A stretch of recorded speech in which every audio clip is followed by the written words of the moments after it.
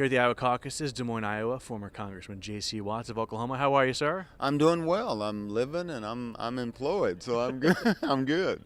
All right, I'm going to start with a really tough question first. Say one nice thing about the Oklahoma State victory yesterday.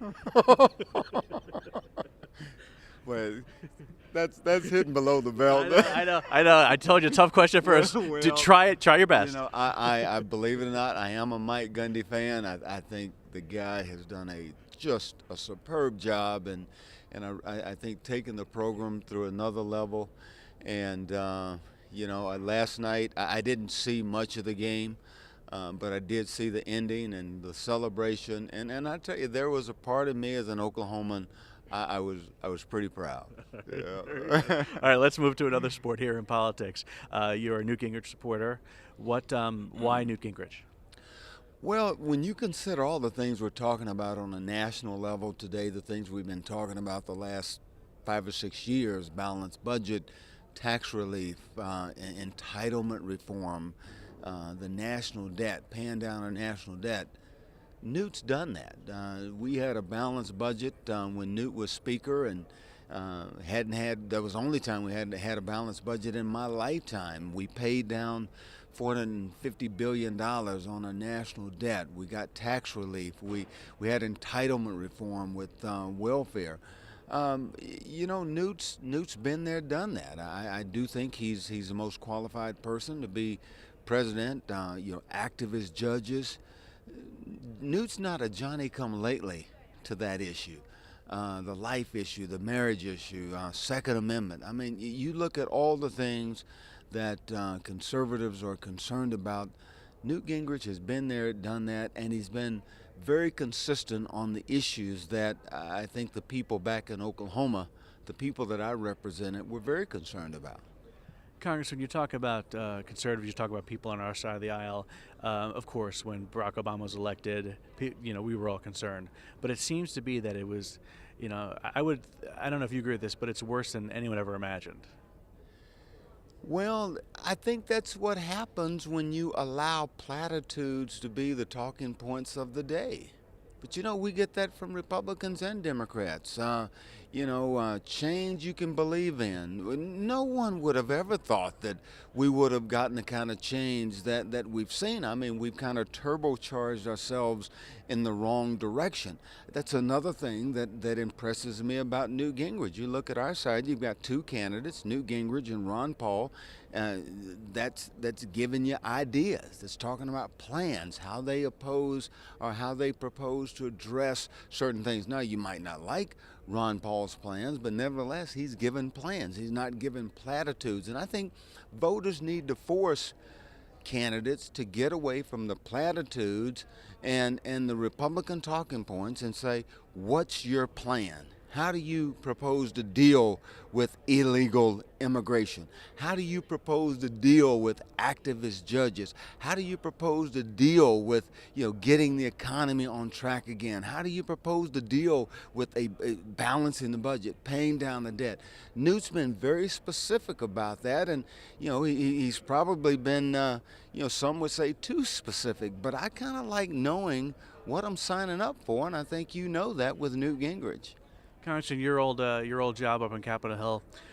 Right now, it's really not the best time. Low approval numbers. You hear a lot of infighting, be it with the Tea Party, Cantor, Boehner, Reed. Is Congress just broken? Well, let me tell you why Congress is broken. This is just my personal opinion, but as Charles Barkley said, I might be wrong, but I doubt it. But think about interpersonal relationships.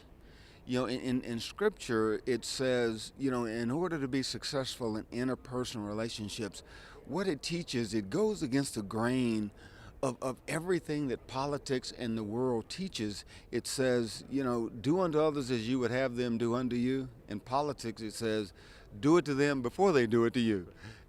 Turn the other cheek, forgive. If you want to be first, be last. If you want to receive, give. The things you have to do in terms of interpersonal relationships to be successful in those interpersonal relationships, husband, wife, friendships with each other, those are just things you have to do. None of those things are practiced in politics. And when you have, I mean, you would think that, and I think both parties are totally invested, in my opinion, in the failure of the other. And so it's very difficult to see Washington working when it continues to get not less hostile, but more hostile. Do you miss it? Can you see through that? No, I don't miss the process. And of course, when I ran, I said I was going to run for 3 terms. I ran for 4. And you do miss, you make some friends. And I had Republican and Democrat friends. And you make some friends, and you miss the friendships and some of the fun times of being in the battle on the floor of the House on a certain issue, or building coalitions, and working with NRA on some issue and building coalitions to block bad policy or to get good policy passed. You miss some of those, but I've been able to stay involved by doing these type of things and giving my opinion. Well, I heard you filled in for Sean Hannity, who appears on our Sirius XM Patriot as well. That's right, I did, and Sean's been gracious to call me and allow me to fill in for him, and I've done it 2 or 3 times this year, and so. But Sean's been a good friend to me, so I still get to give my opinion and travel around the country and do Republican things and go to college campuses and talk about the issues of the day, and that's probably one of the most fun venues. Just the energy and I think the innocence and sometimes the craziness that you see, but I still get to give my opinion. I just don't have a vote anymore. All right, last question, sir. What's the key to unseating Barack Obama? Well, I think at the end of the day, the story that's going to come out of Iowa is whoever wins, and of course, name of full disclosure, I'm a Newt Gingrich guy. But you'll support whoever is the actual nominee. Support whoever the nominee is, but everybody, the establishment always has a way of trying to take somebody and say, well, he's next in line, or as I have said before, a buddy of mine in Oklahoma told me, he said, Republicans don't fall in love, we fall in line. But if you consider in 2008 we had a nominee that the base did not get excited about. And we got our heads handed to us. If Sarah Palin not been on the ballot, we probably would have gotten beaten. We would have been beaten worse. And so, as I've traveled around the country, I've seen Republicans, conservatives say, there's been 2 camps, Romney and anybody but Romney. And the story tonight, or the story out of Iowa, whoever wins, if it's Governor Romney, it's going to be with about 22 to 25%. I think that's a real ceiling. I think if he's the nominee, or whoever the nominee is, people will have to build an operation and coalesce around the nominee. And I think tonight, at the end of the day, 75% of conservatives are going to say that's not our candidate. And so that's troubling to me, and should be troubling to all Republicans. And so we'll leave. The kickoff is in Iowa, and the game is underway, and we'll go to New Hampshire and South Carolina and Florida and Nevada and see what happens beyond there. But I still think conservatives are looking for that candidate, and I like our chances with Newt once they, again, look at the results that he got. Yeah, all of them's going to have stinky feet, and no candidate thinks that their addictions are worse than the other candidates' addictions.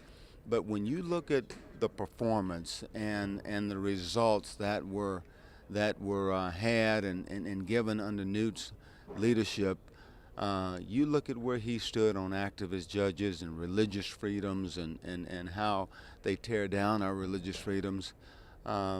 We like our chances. Actually, I do have one more question, sports question. What would you do about the BCS?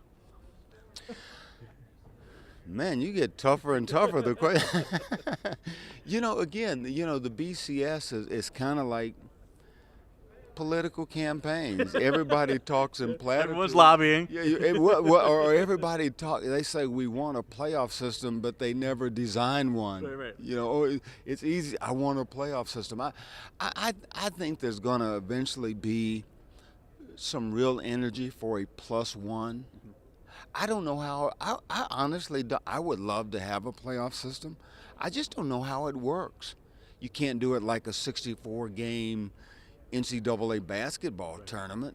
You know, trying to. I mean, the bowls would be opposed to it. When I was playing the old Big Eight, we had an allegiance to the Orange Bowl. Sure. The winners of the Big Eight played in the Orange Bowl. You know, I think presidents are concerned about it academically.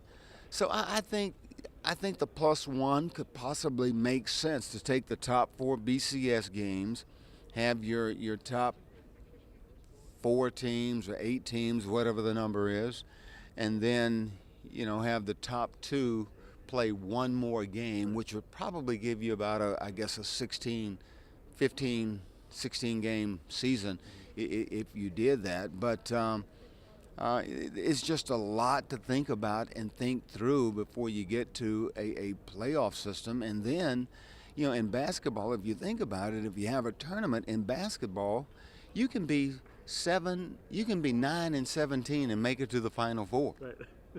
You know, in football, every game does count.